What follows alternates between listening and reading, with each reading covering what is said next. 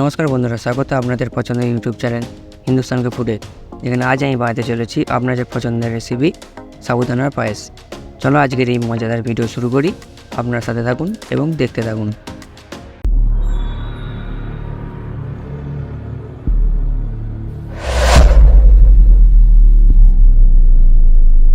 সবার প্রথমে একটা বাটিতে 250 গ্রামের মতো সাবুদানা নিয়েছি। এরপর এতে দিয়ে দেবো 1 গ্লাসের মতো জল। এবার একটা ঢাকনা চাপিয়ে 2 ঘন্টার জন্য সাবুদানাগুলো জলে ভিজিয়ে রেখে দেবো। 2 ঘন্টা হয়ে গেলে ঢাকনা সরিয়ে নেব। আপনারা দেখতে পাচ্ছেন সাবুদানাগুলো ফুলে উঠেছে। এবার এগুলো জল থেকে বের করে নেব এবং সাবুগুলো ভেজে নেব। তার জন্য গ্যাসে কড়া চাপিয়ে দেবো এবং 4 থেকে 5 চামচের মতো ঘি দিয়ে দেবো। ঘি গরম হয়ে গেছে। এবার দিয়ে দেবো 10 থেকে 12টা কাজু বাদাম এবং কিছু কিশমিশ। এগুলো হালকা করে ভেজে নেব।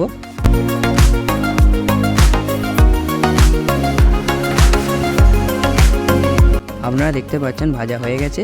এবার একটা প্লেটে তুলে নেব।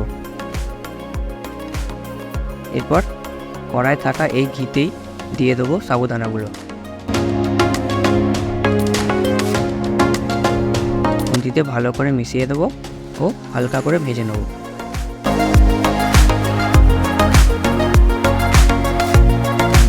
ভাজা হয়ে গেছে।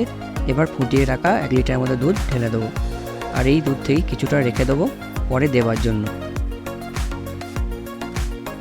এবার খুন্তি দিয়ে ভালো করে মিশিয়ে দেবো এবং গ্যাসের ফ্লেমটা লো রেখে রান্না করব 5 মিনিটের মতো।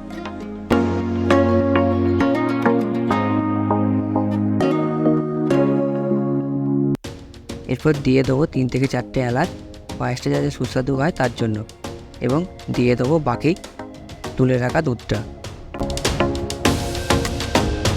এই ধরনের আরও ভিডিও দেখতে চাইলে চ্যানেলটি সাবস্ক্রাইব করুন এবং শেয়ার করে দিন।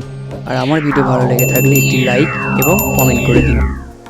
এবার ভালো করে মিশিয়ে দেবো এবং হাই ফ্লেমে রান্না করব। আপনারা দেখতে পাচ্ছেন দুধটা ফুটে উঠেছে।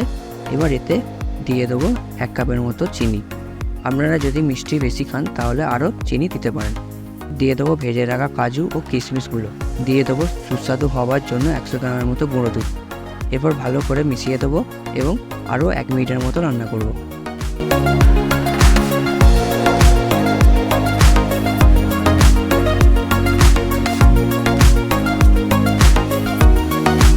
আপনারা দেখতে পাচ্ছেন সাবুদানাগুলো ভালো করে সেদ্ধ হয়ে গেছে। এবার গ্যাসটা বন্ধ করে দেবো। ব্যাস, তাহলেই তৈরি সাবুদানা পায়েস।